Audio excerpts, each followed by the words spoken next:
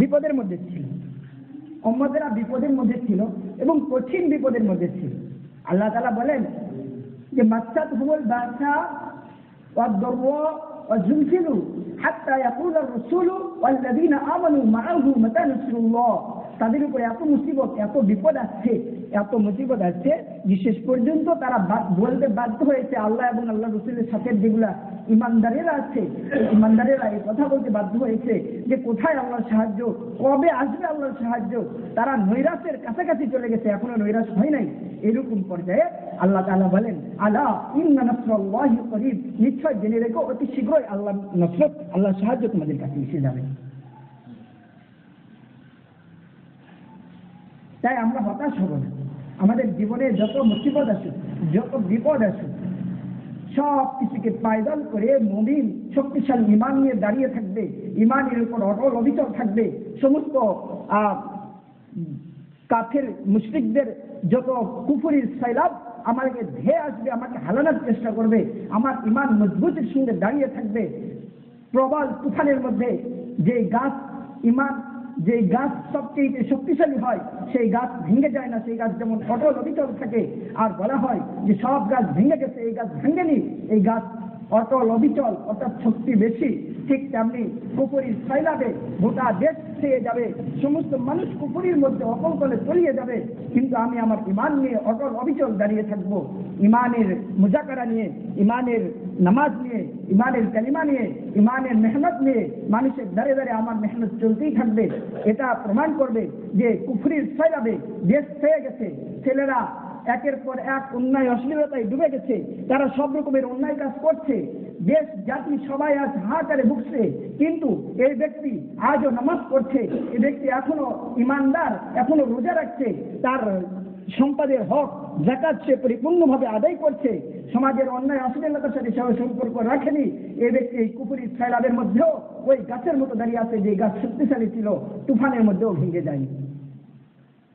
আমাদের ঈমান এমন শক্তিশালী হওয়া উচিত। সাহাবায়ে কেরাম রাদিয়াল্লাহু আনহুম, তাদের উপরে যখন কোরআনকে নাজিল করা হয়েছে, এই কোরআনের বিধান পালন করা সেই যুগে কতটা কঠিন ছিল। বেলাল হাবশী রাদিয়াল্লাহু তাআলা আনহুকে উত্তপ্ত বালুর মধ্যে হাত পা বেঁধে তার উপরে শুইয়ে দেওয়া হতো, তার উপরে আগুনের শলাকা চড়িয়ে দেওয়া হতো, অঙ্গার একটা বিষের মধ্যে অঙ্গার জ্বালিয়ে সেই অঙ্গারগুলো যখন উত্তপ্ত হয়ে যেত, সেই অঙ্গার তার পিঠে পেটে সেঁক দেওয়া হতো। এরকম তার গায়ের চামড়া পুরো পুরে স্যাঁতস্যাঁত হয়ে যেত। তারপরেও তাকে ঈমানের পরীক্ষা আল্লাহ পাক এভাবে তাদেরকে নিয়েছেন। তখনও তাদেরকে বলা হয়েছে, তুমি ঈমান ত্যাগ করো, মুহাম্মাদের দল ত্যাগ করে এসো, তোমাকে আমরা সুখ দিব, শান্তি দিব, তোমাকে আমরা সব রকমের নিরাপত্তা দিব। এই ব্যক্তি আহাদ আহাদ বলেছে, কখনোই ঈমান থেকে সরে আসেনি। সাহাবায়ে কেরাম রাদিয়াল্লাহু আনহুমদের সোনালী যুগের যে হিস্ট্রি আমাদের সামনে আসছে, সব এরকমই। সব সাহাবায়ে কেরামদের উপর বিপদ আসছে, মুসিবত আসছে। কোন কোন সাহাবী তার জীবনের সর্বস্ব ত্যাগ করে হিজরত করে মক্কা থেকে মদিনায় চলে গেছে, অথচ সে কোটিপতি ছিল, কোটি কোটি টাকা ছিল। এক সাহাবী এরকম পার হয়ে যাচ্ছিল, তার হাতে তীর ছিল। কাফেরেরা জানে যে ওই সাহাবী একজন বড় মাপের তীরন্দাজ।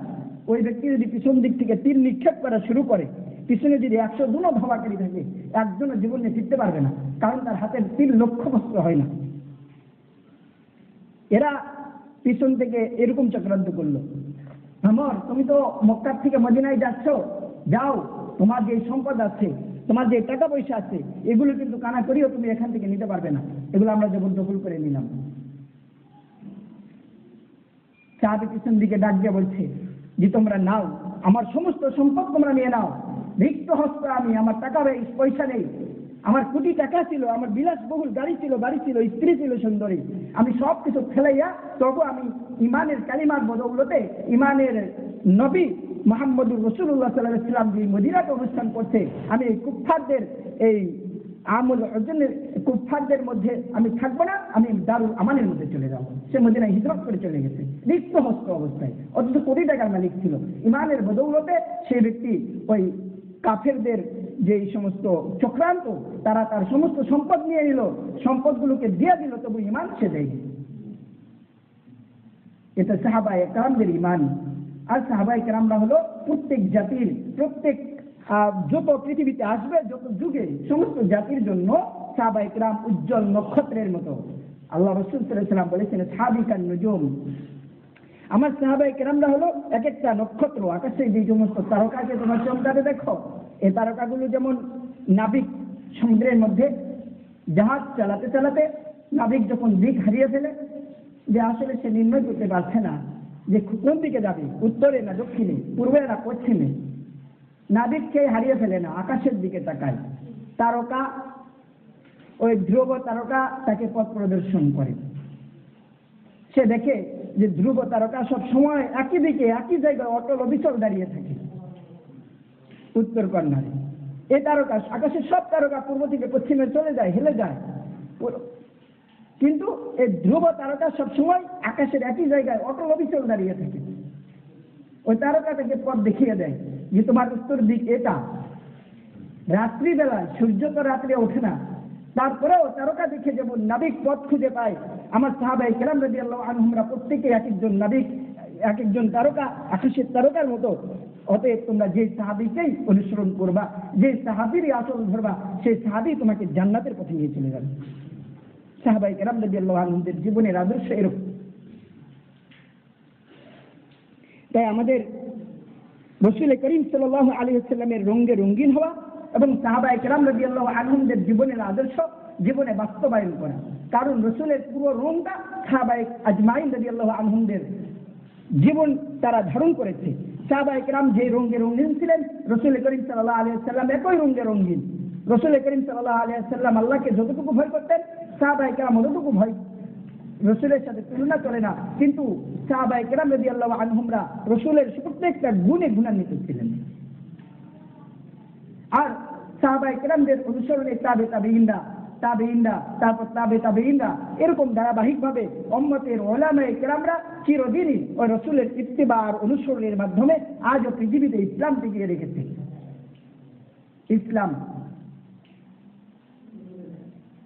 সমস্ত বাতিল শক্তি যখন ইসলামকে নিঃশেষ করে দেওয়ার জন্য ইসলামের যে চেরাগ জ্বলছে, মিটিমিটি করে জ্বলছে আজও পৃথিবীর বুকে, যদিও সেখানে তেলের খুব অভাব, জ্বলছে নিচ্ছে, একজন ফুৎকার দেওয়ার চেষ্টা করছে, তারপরে ওই নিভু প্রদীপটাকে নিভে দেওয়ার জন্য চতুর্দিক থেকে সক্রান্ত ষড়যন্ত্র আর ফুৎকারের পর ফুৎকার তুফান তুলে দেওয়া হচ্ছে। এর মাঝেও কিছু কিছু মানুষ আছে, কিছু কিছু ইমানদারেরা আছে যারা অটল অবিচল কোন সমস্ত কুফফারদের সংস্কৃতিকে লাথি মেরে, সমস্ত কুফফারদের, কাফের মুশরিকদের তাদের যত ফর্মালিটি সবকিছুকে দূরে সরে দিয়ে ইসলাম যে পদ্ধতিতে তাদেরকে জীবনযাপন করতে বলেছে, ইসলামের যে সমস্ত ইবাদত আছে, বন্দেগী আছে, এই ইসলামের ইবাদত, বন্দেগী, রিয়াজত, মুশাহাদা রাসূল করিম সাল্লাল্লাহু আলাইহি ওয়াসাল্লামের জীবনের পদাঙ্ক অনুসরণ জীবনের প্রত্যেক ক্ষেত্রে তারা লালন করছে। আর বলা হয় এরা পৃথিবীর বুকে সবচেয়ে নিগৃহীত, নিষ্পেষিত, ফকির মিসকিন ছাড়া এদের মধ্যে বড় ধরনের বা কোটিপতি ঘরের সন্তান খুব কম পাওয়া যায়। অথচ আল্লাহ রাসূল সাল্লাল্লাহু আলাইহি ওয়াসাল্লাম হাদিসের মধ্যে বলেছেন, বাদা ইসলামী গরিবান ওয়া সায়াউদু কামা বাদা ফাতুবা লিল গুরাবা। জেনে রেখো ইসলাম গরিবী হালতে পৃথিবীতে আসছে, ইসলাম এমন অবস্থায় আসছে যে ইসলাম অপরিচিত ব্যক্তির মতো ছিল। সেখানে যে ইসলামের কালিমা প্রকাশ করত, যে ইসলামের কালিমার দাওয়াত নিয়ে মানুষের কাছে যেত, তাকে লাঞ্ছিত, অপমানিত করা হতো। ইসলামের সাহাবায়ে কেরাম সবাই ছিল নিষ্পেষিত, নির্যাতিত, গোলাম শ্রেণীর, গরিব শ্রেণীর। আর এই সাহাবায়ে কেরাম রাদিয়াল্লাহু আনহুমদের মাধ্যমে ইসলাম আত্মপ্রকাশ করেছে। আর পৃথিবীতে অদূর ভবিষ্যতে এমন এক কাল আসছে যে কালে গোটা কুফরি মুসলমানেরাও কুফরির সাথে সম্পৃক্ত হয়ে যাবে। ওই মুহূর্তে ইসলাম গরিবী হালতেই আবার ফিরে যাবে। ফাতুবা লিল গুরাবা, আর ওই গরিবদের জন্য আল্লাহ পাকের পক্ষ থেকে সুসংবাদ। আজও পৃথিবী টিকে থাকবে যতদিন এই গরিবরা পৃথিবীতে টিকে থাকবে। গুরাবা, এই গুরাবা শ্রেণী যতদিন পৃথিবীতে আছে ততদিন আল্লাহ পাক কিয়ামত কায়েম করবেন না। সমস্ত কুফফারেরা আজও এই ইসলামের প্রদীপটাকে নিভে দেওয়ার চেষ্টা করছে, কিন্তু ইসলামের প্রদীপ তাদের গায়ে আঁচড়ও লাগাতে পারছে না, তাদের ফুৎকারে এরা ভেসেও যাচ্ছে না, তাদের অপসংস্কৃতির সয়লাবে ডুবেও যাচ্ছে না। না নাইট ক্লাবে যাচ্ছে, না প্রেস ক্লাবে তাদের অন্যান্য সাংবাদিকদের মতো সংবাদ পরিবেশন করছে, না তারা এরকম ইসলামের কোনো বিধানকে জলাঞ্জলি দিতেছে, না তারা কম্পিউটার চালাতে শিখেছে, ইন্টারনেটের জ্ঞান তাদের আছে, না আছে পকেটে সেই হাই প্রোফাইল লোকদের মতো বিভিন্ন কোয়ালিফিকেশন, তাদের ঘরে হচ্ছে সেরকম আসবাবপত্রের সামগ্রী দ্বারাও সুসজ্জিত নয়, তারা টুথপেস্ট ব্রাশ এগুলো ইউজ করে না, সাধারণ ধরনের মেশাক ইউজ করছে, খেজুরের ডাল নিমের ডাল দিয়ে ইউজ করছে। তারপরেও এই শ্রেণীর হতভাগ্য যারা আমরা হতভাগ্য মনে করছি, এই সৌভাগ্যবান ব্যক্তিরা পৃথিবীর বুকে আজও ইসলামকে টিকিয়ে রেখেছে, আর এই ইসলাম টিকিয়ে রাখার কারণে আজও পৃথিবী টিকে আছে। কারণ আল্লাহ রাসূল সাল্লাল্লাহু আলাইহি ওয়াসাল্লাম বলেছেন, লা তাকুমুস সাআতু হাত্তা ইয়াকুলু ফিল আরদি আল্লাহ আল্লাহ। আল্লাহ আল্লাহ বলনেওয়ালা লোক পৃথিবীতে যতদিন থাকবে আল্লাহ পাক পৃথিবীটিকে ধ্বংস করবেন না। আর আল্লাহ আল্লাহ বলনেওয়ালা লোক আপনি আমরা যে পদ্ধতিতে করি এটা আল্লাহ আল্লাহ বলা নয়। আমাদের শুধুমাত্র মৌখিক আর আনুষ্ঠানিকতা কিছুটা বজায় রাখতে হলেও আমরা আল্লাহ আল্লাহ করার জন্য মসজিদে যাই, আল্লাহ আল্লাহ করার জন্য একটু জিকিরে বসি, কিন্তু জীবনের ক্ষেত্রে ক্ষেত্রে যে আল্লাহ আল্লাহ করা লাগবে, আমার ইবাদত মুশাহাদার মধ্যে আল্লাহ আল্লাহ করতে হবে। আমি বাজারে গেলে আল্লাহ কোন বিধানের প্রতি আমাকে তাকাতে বলেছেন কোনটা দেখা যাবে না, কি আমাকে গ্রহণ করা যাবে, কি গ্রহণ করা যাবে না, সামাজিক ক্ষেত্রে লেনদেনের ক্ষেত্রে কোনভাবে আমাকে লেনদেন করলে হারাম হবে, কোনভাবে লেনদেন করলে হারাম হবে, এগুলো ক্ষেত্রে আল্লাহ আছে, আল্লাহর বিধান আছে। এগুলো ক্ষেত্রে আমরা আল্লাহ আল্লাহ করছি না, শুধুমাত্র কিছু কিছু ক্ষেত্রে, নামাজের ক্ষেত্রে সুদ খেয়ে খেয়ে নামাজ পড়তে আসছি, ঘুষ খেয়ে পেট মোটা করে নামাজ পড়তে আসছি, আবার সামাজিক সমস্ত অন্যায় অপরাধের সাথে সম্পৃক্ত থেকে নামাজ পড়তে আসছি, বাতিল মতবাদগুলোকে প্রতিষ্ঠিত করে সমাজের মধ্যে লালন করে আমরা নামাজ পড়তে মসজিদে আসছি, আমরা নামাজ পড়ছি, ইবাদত বন্দেগী করছি, আবার এখান থেকে বের হয়ে সিনেমা হলে ঢুকবো, এখান থেকে বের হয়ে যাত্রা প্যান্ডেলে ঢুকবো, এখান থেকে বের হয়ে ঘাটতে দিয়ে টেলিভিশনের রিমোট চাপবো, আর ওই উলঙ্গ নারীর ড্যান্স দেখবো।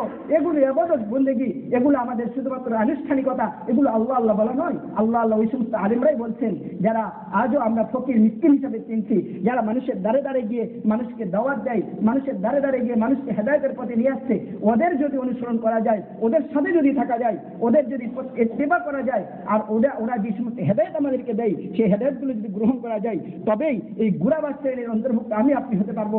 আর আমি আপনি যদি গুরাবাস শ্রেণী হয়ে যায়, তাহলে আল্লাহ রাসূল সাল্লাল্লাহু আলাইহি ওয়াসাল্লাম বলেছেন, ফাতুবা লিল গুরাবা, এই গুরাবাদের জন্য সুসংবাদ, এদের জন্য আল্লাহ পাক জান্নাত রেডি করে রেখেছেন। এটা ইমানিয়াতের প্রশ্ন। ইমান যার যত শক্তিশালী সে তত কুফরির সয়লাবকে রুখে দিতে সক্ষম, আর ইমান যার যত দুর্বল সে ততই ইমান এই কুফরির সয়লাবকে গ্রহণ করতে সে প্রস্তুত। আজ আমরা সবাই কুফরির সব রকমের সরঞ্জাম আমাদের সামনে রেডি করা আছে, আমরা প্রত্যেকটা জিনিস ইউজ করছি, সেগুলো কুফরির মধ্যে ডুব খেতে খেতে খেতে খেতে আমাদের কাছে আসছে। আমরা একটা জামা গায়ে দিচ্ছি, সেই জামাটাও এই পাঞ্জাবির কাপড়, এই সুতো কত যে লোনের মধ্যে ডুবে, সুদের মধ্যে ডুব খেতে খেতে খেতে খেতে আমার গায়ে এসে উঠেছে। আমরা প্রত্যেকভাবে কুফরির সাথে সম্পৃক্ত হয়ে গেছি। কুফরি মানে আল্লাহর অবাধ্যতা করা, কুফরি মানে ইমানকে গোপন করা, কুফরি মানে আল্লাহকে অস্বীকার করা। আর যারা অস্বীকার করে সেই সমস্ত অস্বীকারী, যেমন সুদী কারবার আল্লাহ তাকে নিষিদ্ধ করেছেন, কিন্তু আল্লাহর এই নিষিদ্ধতাকে অস্বীকার করে কোনো ব্যক্তি সুদী কারবারের সাথে সম্পৃক্ত হয়ে গেছে, আর সেই সুদী কারবারের সাথে সম্পৃক্ত হওয়ার কারণে সে এক্ষেত্রে আল্লাহর কুফরি করেছে, আর সেই কুফরির মধ্যে ডুব খেয়ে এই জামাটা আমার গায়ে এসে উঠেছে। আমি হালাল পদ্ধতিতে জীবনযাপন করতে চাইলেও হারাম কোনো না কোনোভাবে আমার সাথে সম্পৃক্ত হয়ে যাচ্ছে। আজকের পৃথিবী চারদিক থেকে কুফরির সয়লাবে ডুবে গেছে এবং ডুবে যাচ্ছে।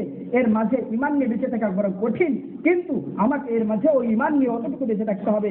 এই কুফরির সয়লাবকে রুখে দেওয়ার জন্য ওই পরিমাণ প্রচেষ্টা থাকতে হবে যে আমি এগুলোকে স্বীকার করি না, আমি এই কুফরির সয়লাবকে স্বীকার করি না, স্বীকৃতি দেই না, আমি এগুলো রুখে দিব ইনশাআল্লাহ। আর এগুলোর মধ্যে যতটুকু সাধ্য আছে, আমার শক্তি আছে, সামর্থ্য আছে, এগুলোকে বর্জন করে আমাকে অগ্রসর হতে হবে। আল্লাহ রাসূল সাল্লাল্লাহু আলাইহি ওয়াসাল্লাম বলেছেন যে অদূর ভবিষ্যতে এমন এক জামানা আছে যখন মানুষেরা সুদের মধ্যে সর্বসম্মতভাবে ডুবে যাবে, সবাই ডুবে যাবে। সাহাবায়ে কেরাম রাদিয়াল্লাহু আনহুম বললেন, ইয়া রাসূলুল্লাহ, সেই যুগে কি এমন কোনো লোকও থাকবে না যে ব্যক্তি সুদ খাবে না?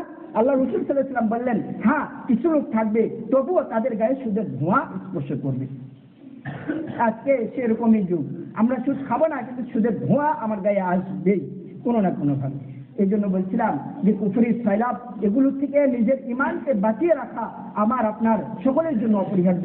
কুফরির সয়লাব থেকে, কুফরির যে সমস্ত তাণ্ডব লীলা এগুলো জানা এবং এগুলো থেকে সতর্ক থাকা। আগে জানুন যে কি কি কুফরি আর কি কি ইমানিয়াতের বিষয়, ইমান কি আর কুফর কি, এ দুটো